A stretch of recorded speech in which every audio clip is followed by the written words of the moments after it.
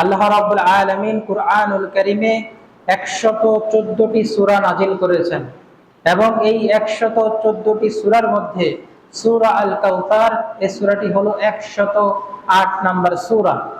এবং কুরআনুল কারীমের যে সূরাগুলো রয়েছে এইগুলোকে দুই ভাগে ভাগ করা হয়, মাক্কি সূরা এবং মাদানী সূরা। মাক্কি সূরা কোনগুলোকে বলা হয়? আল্লাহ রাসূল নবুয়ত পাওয়ার পরে মক্কার জীবনে 13 বছর পূর্ণাঙ্গ রূপে যে সূরাগুলো নাজিল হয়েছে এই সূরাগুলোকে বলা হয় মাক্কি সূরা। এবং এর পরবর্তী সময়ে যে সূরাগুলো নাজিল হয়েছে পূর্ণাঙ্গ রূপে সেগুলোকে বলা হয় মাদানী সূরা। তো সূরা আল কাউসার এটা হলো মাক্কি সূরা।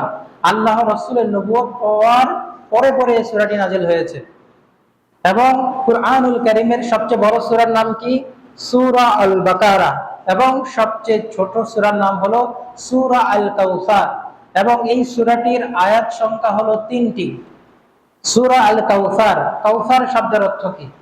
কাউসার শব্দের অর্থ সম্পর্কে সাহাবী আব্দুল্লাহ ইবনে আব্বাস রাদিয়াল্লাহু আনহু বলছেন, আল কাউসারুল খায়রুল কাসীর। কাউসার অর্থ হলো অজস্র কল্যাণ, সীমাহীন কল্যাণ।